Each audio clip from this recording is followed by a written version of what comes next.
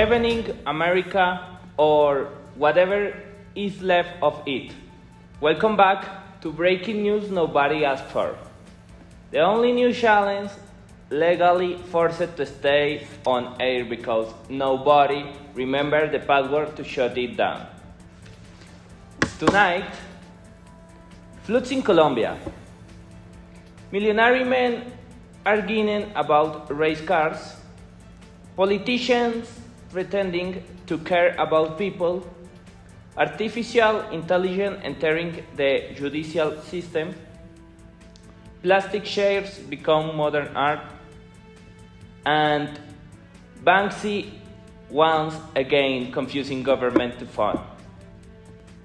Humanity truly research is peak. I am your hosting tonight, trying my best look employed. Let's begin in Colombia, where the winner continues its personal vendetta against public infrastructure. Shepe has the climate report. Thank you, David. Heavy rainfall has affected several regions across Colombia during the last few weeks. In special, Antioquia, Dinamarca, Chocó, and parts of the Caribe regions. According to the emergency authorities, intense storms have caused floods, landslides, road damage, and problems in transportation. Problems in municipal cities and rural areas is the principal effect. In Bogota, traffic become ever worse than usual, which honestly feels physical, impossible at this point. Local governments are currently monitoring high-risk zones. Will Rustin continues helping affect the communities? Environmental experiments explain that the rain season has become more intense in recent years due to climate change and deforestation in vulnerable areas. Some schools temporarily suspend classes because of evolving usage rules conditions. Cities only also criticize the poor drain system in several cities, arguing that the same problems happen every year with the most long-term solutions. So once again, Colombia is worried, traffic is collapsing, and everyone should remember, umbrella exists. Back to you, David. Thank you, Shepe. Nothing unites Colombian more than complaining about Bogota traffic while actively being part of Bogota traffic. Now, let's move to sports, where rich people are arguing over race cars instead to fixing actual problems. Alejandro has the story. Thank you, David. Today, in Formula One news, the controversy has started after reports revealed that Toto Wolff, Mercedes leader, is interested to buy Alpine chassis. However, this possible deal has created tension inside to the sport. One of McLaren's main shareholders publicly disagreed with this idea, arguing that one investor should not have influence over two different Formula One teams in the same time. According to the critics, this situation could create conflicts of the interest and affect fair competition between teams. The debate became ever more serious because FIA regulations are designed to prevent monopolies or the unfair control inside the Formula One. Some experts believe that if Mercedes is allowed to participate in multiple teams, other companies could try to do the same in the future. This could eventually damage the independence of the teams and change the competitive and structure of the Formula One. Fans online are also divided.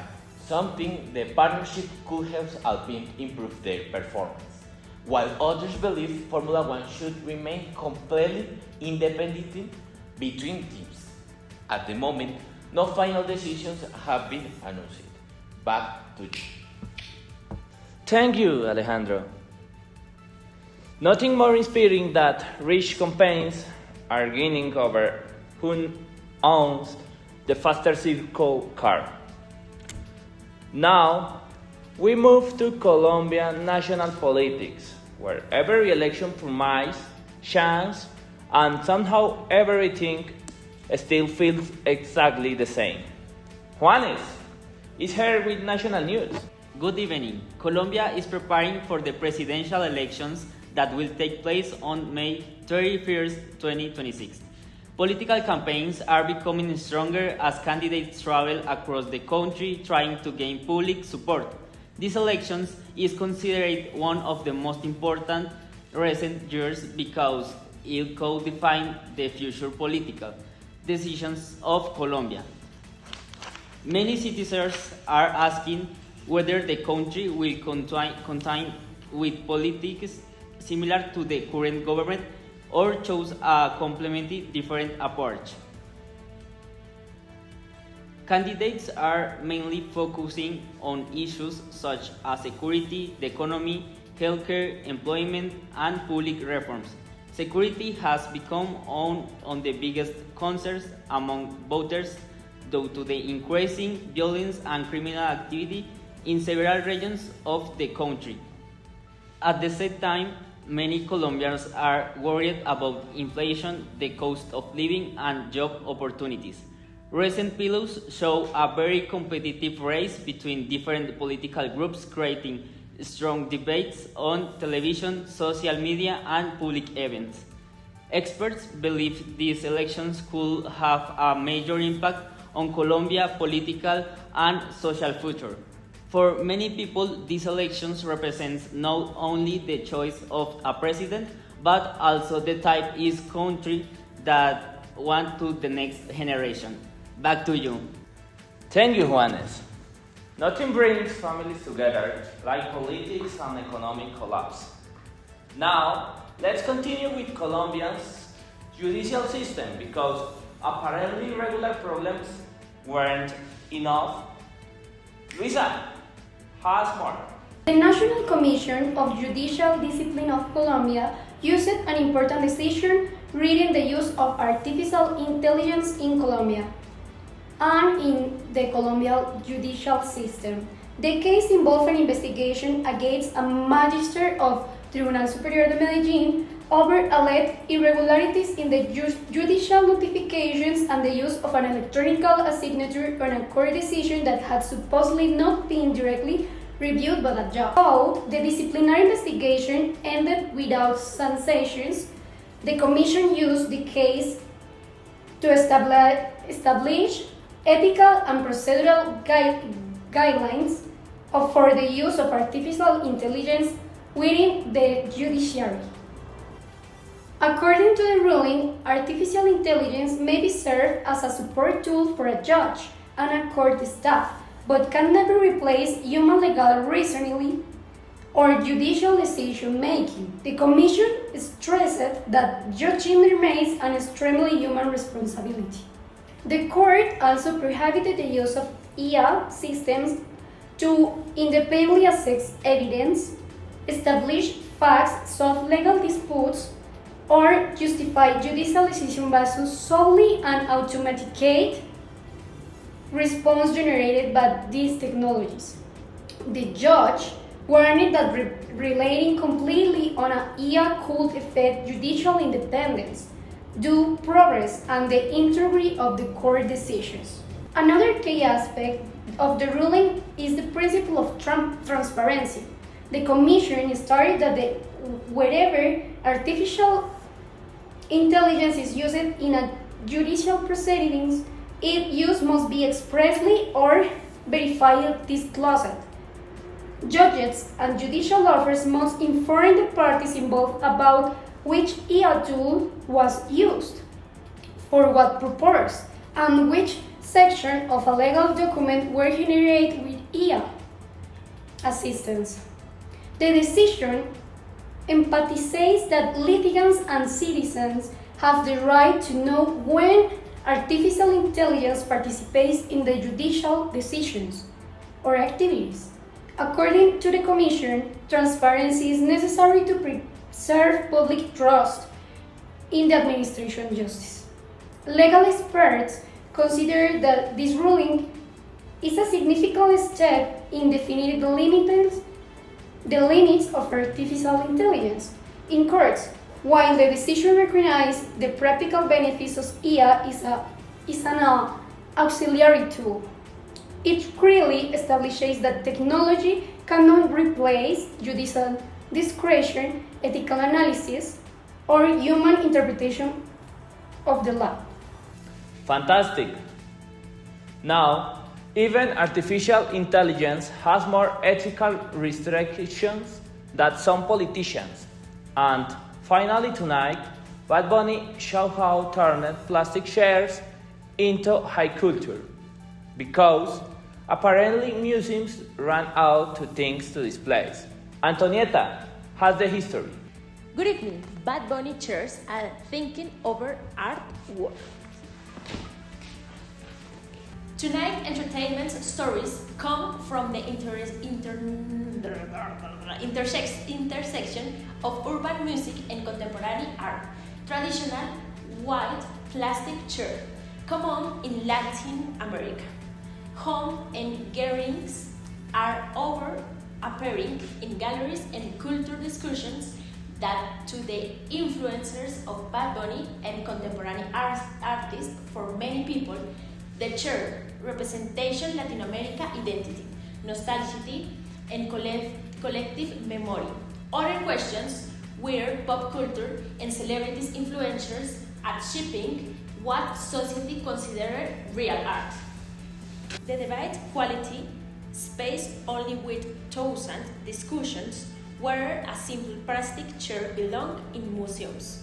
Still, experts say the conversations reflects our growing influences of Latin culture, urban music, and international art spaces. So the question remains, is it just a chair or symbol of an entrained culture? What do you consider? Back to you. And now, before we all lose the ability to feel emotion completely, let's move to the art war.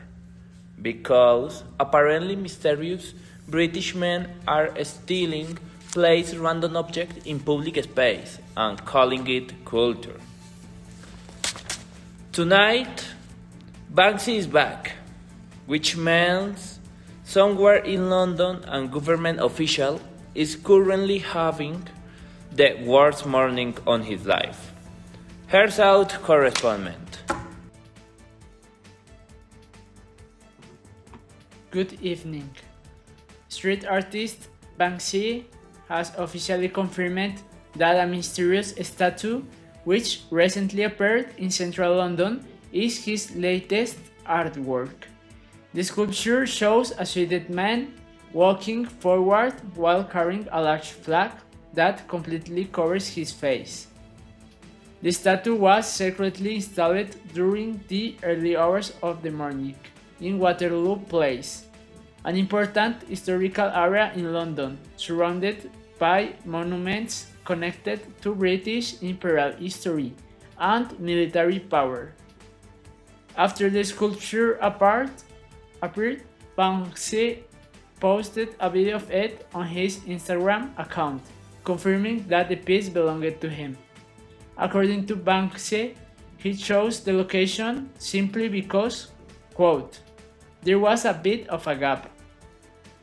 Since then, large crowds have gathered around the statue, trying to interpret its meaning.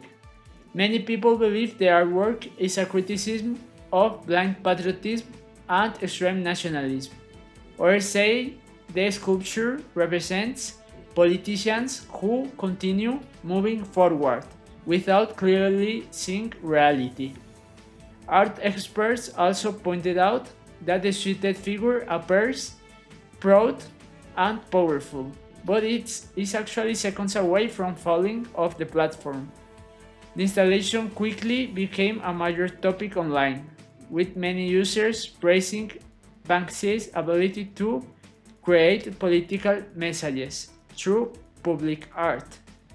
Security barriers have now been placed around this sculpture while local authorities decide what to do next.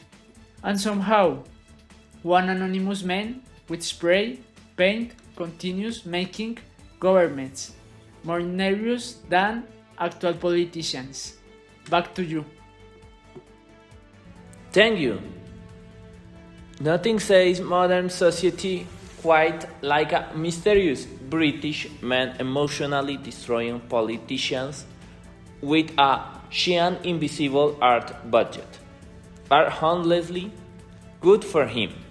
Tonight, we talked about floods, elections, corruption, Formula One, billionaires, artificial intelligence, in cartoons plastic shares become art, and now statues attacking nationalisms.